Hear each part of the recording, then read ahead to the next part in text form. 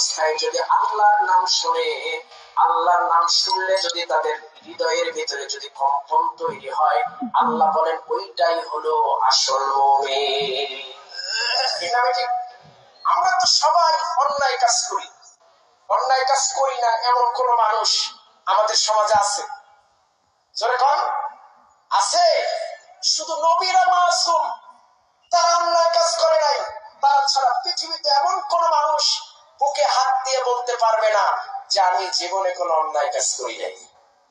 কথা বলেন। কিন্তু অন্যায় কাজ করার পর আপনি অন্যায় কাজ শুরু করেছেন শয়তানের ওয়াসওয়াসায়, তাই না?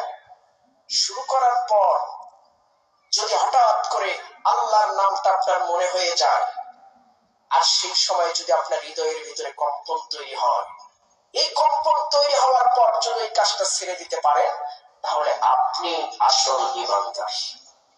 সুবহানাল্লাহ বলবেন না? জোরে বলেন সুবহানাল্লাহ। যুবকেরা, তোমরা কি কি গুনার কাজ করো? মোবাইলের মধ্যে লেপটা দিয়ে মোবাইলের ভিতরে ইউটিউব থেকে খারাপ জিনিস লেপের ভিতরে দেখে কিনা? যুবকেরা দেখে কিনা? সিনেমা দেখে কিনা? নাটক দেখে কিনা? অন্যায় কাজ, অন্যায় জিনিস দেখে কিনা? দেখে।